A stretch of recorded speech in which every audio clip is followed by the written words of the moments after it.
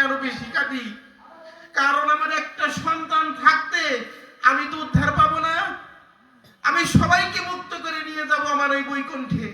রাধা কৃষ্ণ পৃথিবী আনন্দে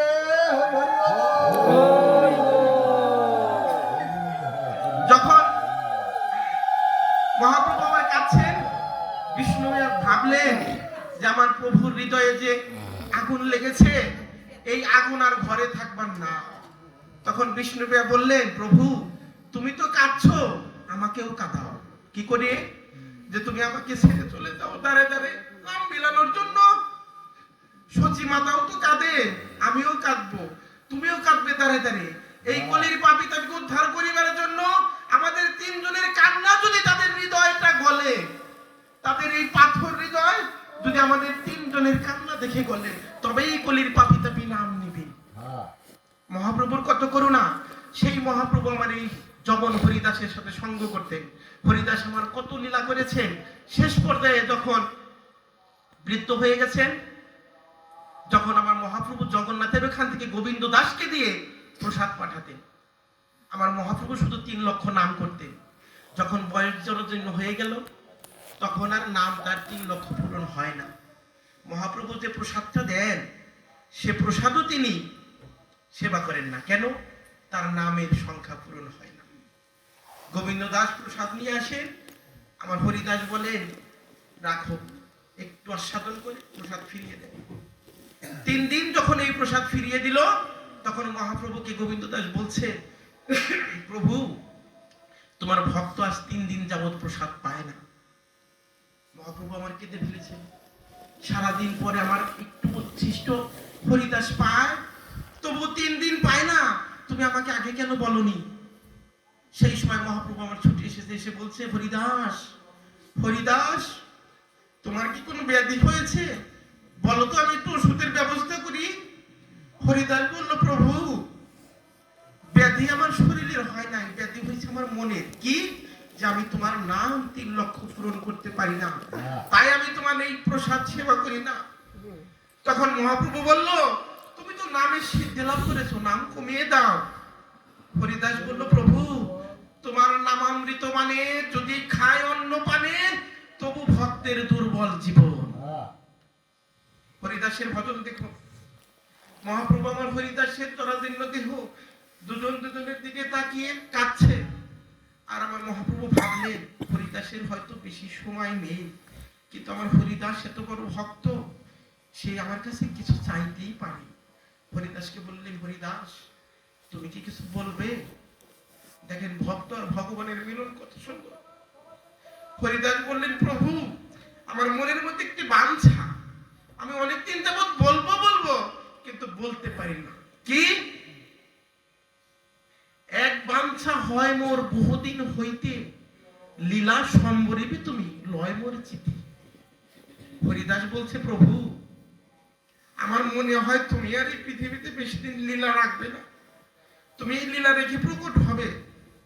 দেখেন ভক্তের কত টান ভগবানের প্রতি। তাই প্রভু আমি সেই দিনটা দেখতে পারবো না, যেদিন তুমি চলে যাবে, এই পৃথিবী অন্ধকার হয়ে যাবে, আমি সেই হাহাকার দিনটা দেখতে পারবো না।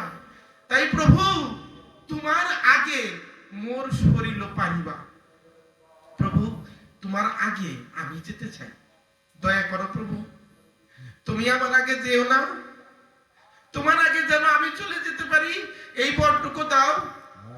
মহাপ্রভু আমার ভাবছে, আমার এই মনের সংবেদনশীল কথাটা, মনের বেদনাটা হরিদাস জানলো কি করে? মহাপ্রভু ভিতরে ভিতরে কাঁদছে। মহাপ্রভু বলছে, হরিদাস আর কি কিছু বলবে? বলল, প্রভু তোমার আগে আমি যাইবো এই কথাটা বললাম, কিন্তু কি করে যাইবো তা তো শুনলে না। কি করে যাইবে? প্রভু এই হৃদয়ে ধরিব তোমার ওই রাঙা চরণ, নয়নে হেরিব তোমার চন্দ্র বদন, আর এই মুখে উচ্চারিব শ্রী কৃষ্ণ চৈতন্য নাম, এই মতো ইচ্ছা মোর ছাড়িব পরাণ। ভগবানের কাছে ভক্তের চাওয়া, আমি যে যাব প্রভু তোমার আগে, সেটা তো স্বীকার করলে, কিন্তু কিভাবে যাইব? তোমার এই চরণ দুটি আমার বক্ষ মাজারে জড়িয়ে ধরবো, তোমার এই বদন আমার এই নয়ন দ্বারা দর্শন করব, আর আমার এই বদনে তোমার শ্রীকৃষ্ণ চৈতন্য নাম উচ্চারণ করিব। এই মতো ইচ্ছা মোর ছাড়িব পরাণ।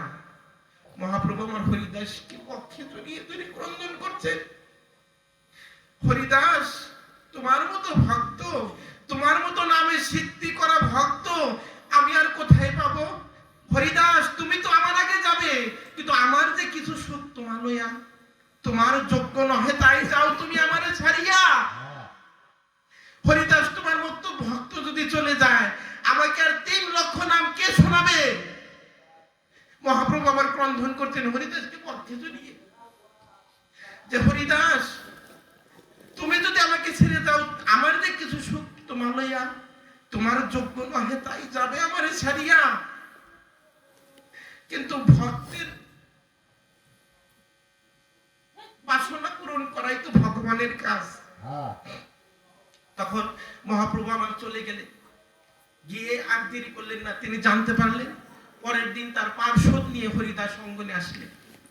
হরিদাস শুনতে পারছে না, নাম করছে আর কান্না করছে, কিন্তু মহাপ্রভু আমার ডাকতে পেরে তার পার্শ্বদগণ নিয়ে আসলেন, হরিদাসকে ডাকছেন, হরিদাস। তখন হরিদাস উঠতেই পারে না। মহাপ্রভু পার্শ্বদ দেখে গড়িয়ে গড়িয়ে নামছে আর চরণ ধুলি মারছে, যে প্রভু এসেছো, প্রভু এসেছো তুমি আমার কাছে। তখন মহাপ্রভু গিয়ে হরিদাসকে ধরলো, এবং হরিদাস তখন বলছে, প্রভু তুমি দেখাও না তোমার সেই নটরাজ কীর্তনের নাচ, তুমি শ্রীবাস অঙ্গনে গিয়ে যে নৃত্য করতে, আমার এই শেষ মুহূর্তে যেন তোমার এই নৃত্যটা দেখে যেতে পারি।